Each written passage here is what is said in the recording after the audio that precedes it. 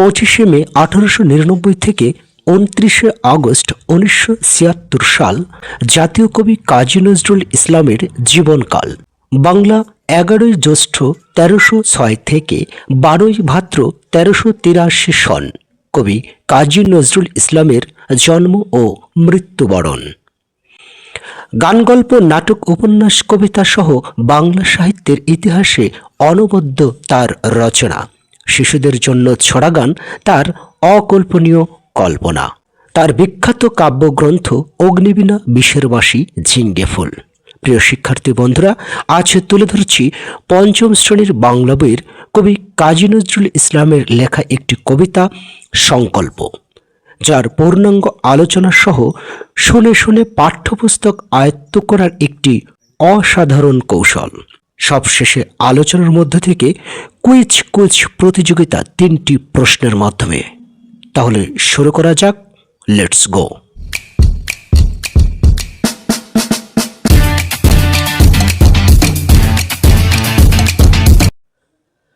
সংকল্প, কাজী নজরুল ইসলাম। লক্ষ্য করছো কবিতাটি, আমি কবিতাটি একটু পড়ে শোনাচ্ছি। থাকবো না কেউ বদ্ধ ঘরে, দেখবো এবার জগৎটাকে, কেমন করে ঘুরছে মানুষ যুগান্তরের ঘূর্ণিপাকে। অর্থাৎ কবি এক কিশোরের মধ্য দিয়ে আমাদের এই জগতের মানুষের সকল চিন্তাধারা তুলে ধরেছেন এক কিশোরের কল্পনার মধ্য দিয়ে। কিভাবে বদ্ধ ঘরে থাকতে চায় না, জগৎটাকে ঘুরে ফিরে দেখতে চায়। সেই এক যুগ হতে যুগ যুগ পার হয়ে যাবে, তবুও মানুষ যেন কেমন করে ঘুরছে। কবির এখানে একটা প্রশ্ন রেখে দিয়েছে, কেমন করে ঘুরছে মানুষ যুগান্তরের ঘূর্ণিপাকে, দেশ হতে দেশ দেশান্তরে ছুটছে তারা কেমন করে, কিসের নেশা কেমন করে, মরছে যে বীর লাখে লাখে। এখানে কবি বোঝাতে চেয়েছেন যে বীরেরা লাখে লাখে, শত শত হাজার হাজার বীর মারা যাচ্ছে, কিন্তু কিসের নেশায়? আসলে নেশা একটাই, এই অসীম বিশ্বকে, অজানার রহস্যকে জানতে চায়। যেমন পরবর্তীতে আছে, হাওয়াই চড়ে যেতে চায়, হাওয়াই চড়ে চায় যেতে কে চন্দ্রলোকের অচিনে পড়ে। অচেনা জায়গা, যেমন এখন বর্তমানে মানুষ চন্দ্রের দেশে যাচ্ছে, চাঁদের দেশে যাচ্ছে। তারপর বলছে, শুনবো আমি ইঙ্গিত কোন মঙ্গল হতে আসছে উড়ে। কোন মঙ্গল হতে কোনো ইঙ্গিত ইশারা উড়ে আসছে, কোথায় কি আছে, আকাশে পাতালে, মাটির নিচে, পানির নিচে, সবটাকে মানুষ যেমন জানতে চায়, তেমনি কিশোররাও জানতে চায়। পাতাল ফিরে নামবো নিচে, উঠবো আবার আকাশ ফুঁড়ে, বিশ্বজগতে দেখব আমি আপন হাতের মুঠোয় পুড়ে। অর্থাৎ নিজের হাতের মধ্যে সে বিশ্বজগৎ দেখবে সেই কিশোর। বর্তমানে যেমন ঘরে বসে থেকে বিশ্বজগৎ সম্পর্কে জানতে পারছ, কিন্তু নিজে গিয়ে উপলব্ধি করার জন্য মানুষ কিন্তু এক দেশ থেকে আরেক দেশ যুগ যুগ ধরে এটা হয়ে আসছে, যার কারণে আজকের পৃথিবী এত উন্নত, তাই না? তো যাই হোক, এর পরবর্তীতে কবিতার মূল ভাবটা খুব সুন্দরভাবে বুঝিয়ে দিয়েছেন। এখানে আমরা একটু পড়ে শুনি। সবশেষে অবশ্যই এর উপরে 3টি প্রশ্ন থাকবে, যেটা আমি প্রথমে বলেছিলাম, কুইজ প্রতিযোগিতা। কবিতার মূল ভাবটা কি? অসীম বিশ্বকে জানার কৌতূহল মানুষের, অসীম বিশ্বকে জানার কৌতূহল মানুষের। ইয়েস, কিশোরেরও তাই। সে জানতে চায় বিশ্বের সকল কিছুকে, আবিষ্কার করতে চায় অসীম আকাশের সকল অজানা রহস্যকে। অর্থাৎ কিশোর এখন আর ঘরে বসে থাকবে না, জানতে চায় বিশ্বের সকল কিছুকে, জানতে চায়, আবিষ্কার করতে চায় অসীম আকাশের সকল অজানা রহস্যকে। কিছুক্ষণ আগে আমি যেটা বলেছিলাম, কি আবিষ্কার করতে চাচ্ছে? অজানা রহস্যকে। সে বুঝতে চায় কেন মানুষ ছুটছে অসীমে অতলে, যার সীমা নেই, সে অতলে গভীরে। বীরেরা কেন জীবনকে অনায়াসে বিপন্ন করে? অর্থাৎ কিশোরের মনে প্রশ্ন, বীরেরা কোন স্বার্থে, কিসের আশায়, কিসের নেশায় জীবনকে উৎসর্গ করছে, তারা মৃত্যুকে বরণ করছে, সেই কিশোরও জানতে চায়। সে জানতে চায় দুঃসাহসীরা কেন উঠছে। তাই কিশোর মনে মনে প্রতিজ্ঞা করে সে আর বদ্ধ করে বসে থাকবে না, পৃথিবীটাকে সেও ঘুরে ঘুরে দেখবে। তোমাদের যেমন মন চায় ঘুরতে বেড়াতে, তাই না? কোথাও ভিডিও দেখেছো ইউটিউব ফেসবুকে, কোন একটা দৃশ্য বা স্পট বা খেলনা, সেটার জন্য তোমরা পাগল যেমন হয়ে যাও। হ্যাঁ, আব্বু আম্মুর কাছে বায়না ধরো, বড় ভাইয়ার কাছে বায়না ধরো, ঠিক না? ঠিক তেমনিভাবে কবি কাজী নজরুল ইসলাম আমাদের এই শিশু কিশোরদের জন্য খুব সুন্দর এই কবিতাটা রচনা করেছেন, লিখেছেন।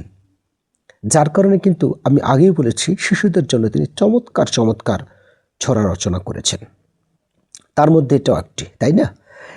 তাহলে কবিতার মূল ভাবটা কি হলো, যে আসলে এই অসীম বিশ্বের অজানা সকল রহস্যকে জানার জন্যই কিশোরের যে আকাঙ্ক্ষা, সেটাই কবি এখানে ফুটিয়ে তুলেছেন। বীরেরা যেমন একটি নেশা, একটি আশায় মরণকে বরণ করে নিচ্ছে, পেছু পা হচ্ছে না, ঠিক শিশু কিশোররাও পৃথিবীটাকে ঘুরে ঘুরে দেখতে চায়, তাই না? এর পরবর্তীতে কিছু শব্দার্থ রয়েছে, তোমরা অবশ্যই এটা মুখস্থ বিষয়। তারপর আমি একটু বলছি। সংকল্প মানে প্রতিজ্ঞা, বদ্ধ, বদ্ধ মানে কি? বন্ধ। যুগান্তর মানে অন্য যুগ, দেশান্তর মানে অন্য দেশ, বরণ মানে সাদরে গ্রহণ করছি, সাদরে গ্রহণ করা, বরণ মরণ যন্ত্রণা মানে মৃত্যু নামক যে কষ্ট, সেটাকে বুঝেছি। তারপরে হচ্ছে চন্দ্রলোক মানে চাঁদের দেশ, অচিনপুর মানে অচেনা জায়গা বা অচেনা দেশ, ফেরে মানে ছিঁড়ে। আচ্ছা, তাহলে শব্দার্থগুলো যেহেতু মুখস্থ বিষয়, অবশ্যই এটা মুখস্থ করবে। এর পরবর্তীতে এখানেও কিছু শব্দার্থ দেওয়া আছে, বাক্য তৈরি করতে হবে, যা তোমরা পারবে। তবে ইঙ্গিত মানে ইশারা, এটাটাই বুঝে নাও। এখানকার এই যে এই ইঙ্গিত দেখতে পাচ্ছ তোমরা, এই যে শেষ লাইনে ইঙ্গিত মানে ইশারা। 4 নম্বরে কিছু প্রশ্ন রয়েছে। 5 নম্বরে ক্রিয়াপদের সাধু ও চলিত রূপ শিখি। সাধু ও চলিত রূপ, এখানে সাধু এবং চলিত রূপ, এটা খুব একটা সহজ বিষয়। আমি একবার পড়ে শোনাচ্ছি, শুনে শুনে মুখস্থ করা যেহেতু অসাধারণ একটি কৌশল। আশা করছি মনোযোগ সহকারে শুনছ। সবশেষে অবশ্যই 3টি প্রশ্ন থাকবে তোমাদের জন্য, 3 সেকেন্ড করে টাইম। এখানে লক্ষ্য করছো যে চলিত রূপ আঁকব, সাধুরূপ হবে আঁকিব। মূলত চলিত রূপ থেকে সাধুরূপ নির্ণয়ের কৌশল হলো একটা সংক্ষিপ্ত রূপ আর একটা বৃহৎ রূপ। চলিত রূপ হচ্ছে সংক্ষিপ্ত, সাধুরূপ হচ্ছে দীর্ঘায়িত। আঁকব, আঁকিব, দেখব, দেখিব, ঘুরছে, ঘুরিতেছে, মরছে, মরিতেছে। এরপর ছুটছে, ছুটিতেছে, আসছে, আসিতেছে, চলছে, চলিতেছে। আশা করি বুঝতে পেরেছি। এবার যদি আমি একটু উল্টো করে বলি, আঁকিব শর্ট রূপ হবে আঁকব, অর্থাৎ চলিত রূপ। দেখিব, দেখব, আশা করছি আমার সাথে সাথে তোমরাও পড়ছো। ঘুরিতেছে, ঘুরছে, মরিতেছে, মরছে, ছুটিতেছে, ছুটছে, আসিতেছে, আসছে, চলিতেছে, চলছে। ওকে ওকে, নেক্সট। এখানে 6 নম্বর ভেরি ভেরি ইম্পর্টেন্ট এবং জানার একটি বিষয়, এটা তোমাদেরকে জানতে হবে এবং এখন থেকে এটা স্পষ্টভাবে বুঝতে হবে। ক্রিয়ার কাল সম্পর্কে জেনে নিই। যেমন ক নম্বরে রয়েছে আমি কাজটি করি, আমি কাজটি করেছিলাম আর আমি কাজটি করব। এখন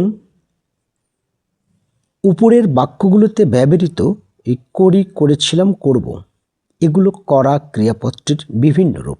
অর্থাৎ করা দিয়েই তিনটি রূপ, করি, করেছিলাম, করব। হ্যাঁ, প্রত্যেকটি ক্রিয়ারই তিনটে রূপ থাকে। ঠিক আছে, অনলি তিনটে রূপ।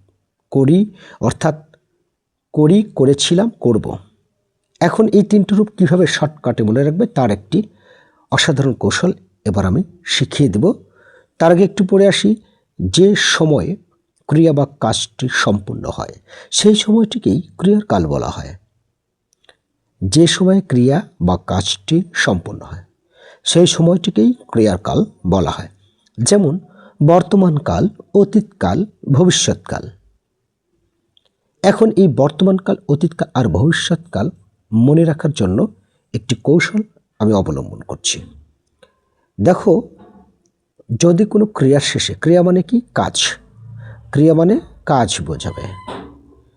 তো যদি কোনো ক্রিয়ার শেষে এই ল, লে, লাম, ল, লে, লাম অথবা ত, তে, তাম এরকম থাকে, যদি কোনো ক্রিয়ার শেষে ল, লে, লাম, ত, তে, তাম, ল, লে, লাম, ত, তে, তাম, এই ল, লে, লাম, ত, তে, তাম থাকে, তাহলে মনে রাখবে সেই বাক্যটা অতীতকাল। সেই বাক্যটা অতীতকাল। ঠিক আছে, অর্থাৎ এই যে এই বিষয়টা, আমি বিষয়টা একটু ক্লিয়ার করে দিই। এই যে লক্ষ্য করছো এখানে অতীতকাল আছে, এই অতীতকাল হবে ল, লে, লাম, ত, তে, তাম থাকলে অতীতকাল হবে। ভবিষ্যৎকালটা একটু বলি। বে, ব, বেন। বে, ব, বেন। এখন এই বে, ব, বেন থাকলে ভবিষ্যৎকাল কিভাবে? যেমন সে কাজটি করবে, সে স্কুলে যাবে, তিনি আসবেন, তিনি কাজটি করবেন, এরকম।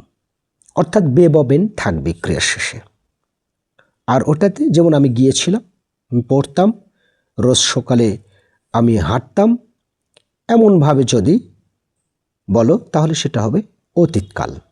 তাহলে আমরা বুঝে নিলাম ত, তে, তাম, ল, লে, লাম অতীতকাল, বে, ব, বেন ভবিষ্যৎকাল। এখন এই চিহ্নের মধ্যে কোনোটিই নাই। যেমন লোকটি প্রতিদিন স্কুলে, লোকটি প্রতিদিন মাছ ধরে। রাইসা প্রতিদিন স্কুলে যায়। সোহানা প্রতিদিন চা পান করে। এগুলোর মধ্যে বে, ব, বেন নেই। সো এগুলোই মনে করো তোমার বর্তমানকাল। কি কাল? বর্তমানকাল। ঠিক আছে, আশা করি বুঝতে পেরেছ। তাহলে এখান থেকে কিন্তু প্রশ্ন হবে। ঠিক আছে, মনে রাখবে।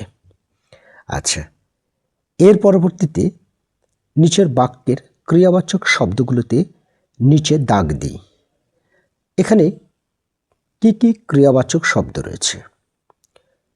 যেমন আমি বড় হয়ে মানুষের জন্য কাজ করতে চাই। এই যে চাই, এটা একটা ক্রিয়া, তাই না? কাজ করা, এই করা একটা ক্রিয়া, হয়ে একটা ক্রিয়া, তারপর ব্যবহার করি, এটা একটা ক্রিয়া। কিন্তু এখানকার মধ্যে আবার কিছু কিছু বিষয় রয়েছে। এই হয়েটা সমাপিকা ক্রিয়া না, এটাকে বলে অসমাপিকা ক্রিয়া। যাই হোক, এগুলো তোমাদের জানার প্রয়োজন নয়, এগুলো যে ক্রিয়া এটাই বুঝে নাও। যাই হোক, এর পরবর্তীতে কামাল বর্ষাকালে তার গ্রামে গাছ লাগাবে। তাহলে এখানকার মধ্যে কাজ বোঝাচ্ছে কোনটা? কামাল বর্ষাকালে তার গ্রামে গাছ লাগাবে, এই লাগাবে। এখানে দেখো বে আছে, এখানে কি আছে? বে আছে। সো অবশ্যই এটা ফিউচার টেন্স। বে, ব, বেন থাকলে ফিউচার টেন্স। দেবে ফিউচার টেন্স, হবে ফিউচার টেন্স, তাই না? নিচের ভবিষ্যৎ কালবাচক ক্রিয়াপদগুলোকে বর্তমান ও অতীত কালবাচক ক্রিয়াপদে রূপান্তর করি। অর্থাৎ এর নিচে এই যে এগুলো কিছু দেওয়া আছে, এটাকে আমরা কাজ করব। আশা করছি এগুলো তোমরা পারবে। তো চলো, এখানে প্রথমে আছে থাকবো। এই থাকবো বর্তমানে হবে থাকি, অতীতে হবে থেকেছিলাম। তাহলে এখানে দেখবো, এই যে দেখবো কি হবে? দেখি, দেখেছিলাম। শুনবো কি হবে? শুনি, শুনেছিলাম। খাবো, খাই, খেয়েছিলাম। বেড়াবো, বেড়াই, বেড়াই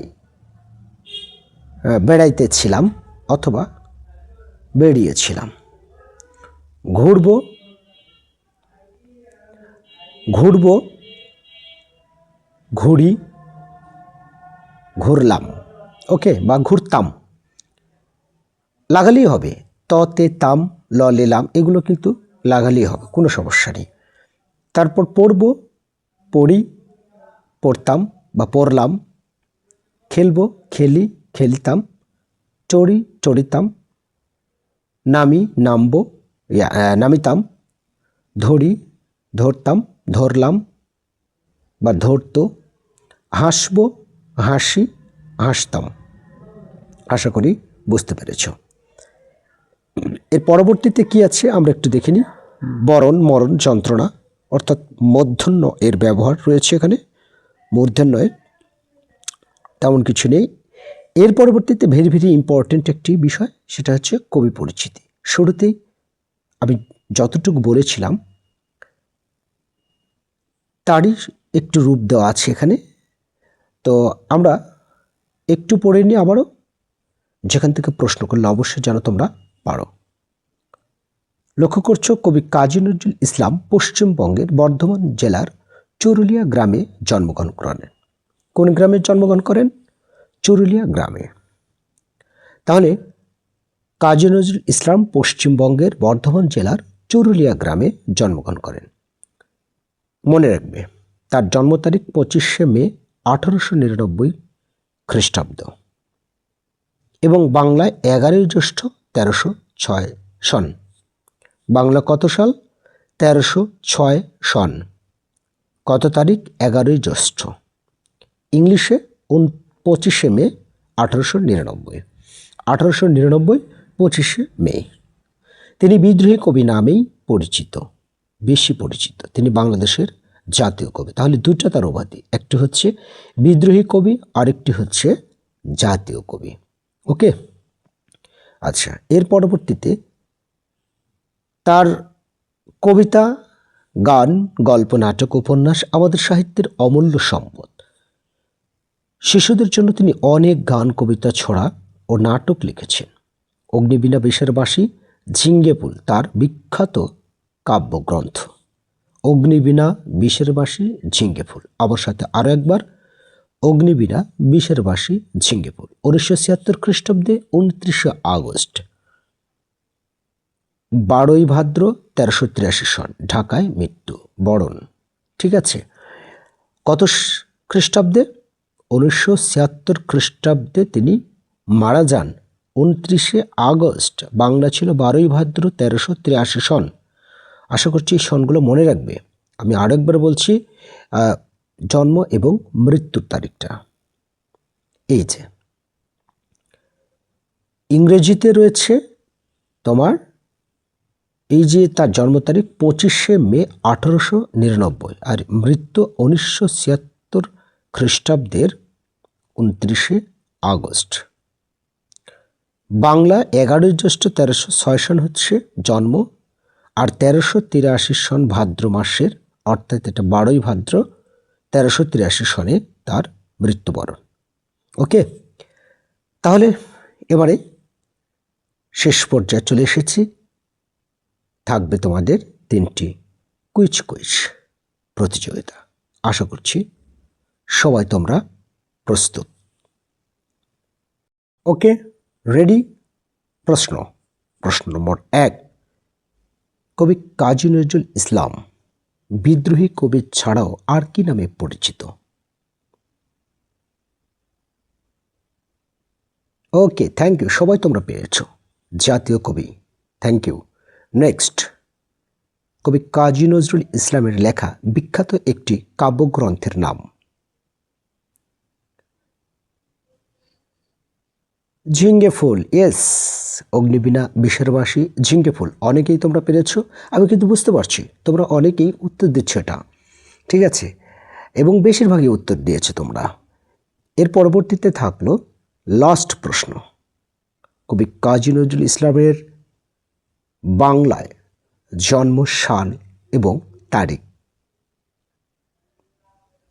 ওয়াও, 1306, 11 জ্যৈষ্ঠ। বাহ, চমৎকারভাবে সবাই তোমরা উত্তর দিয়েছ এবং দুই একজন পারোনি। সমস্যা নেই, দেখা হবে তোমাদের সাথে সরাসরি লাইভে। আবারও আগামী দিনে নতুন কোনো কবিতা অথবা গল্প অথবা বাংলা ব্যাকরণ বিষয় নিয়ে তোমাদের সামনে উপস্থিত হব। সে পর্যন্ত তোমরা সবাই ভালো থাকবে, সুস্থ থাকবে। তোমাদের সব সময়ের জন্য দোয়া রইল। তোমাদের সবার মঙ্গল কামনা করে আজকের ক্লাসটি এখানে শেষ করছি। আল্লাহ হাফেজ।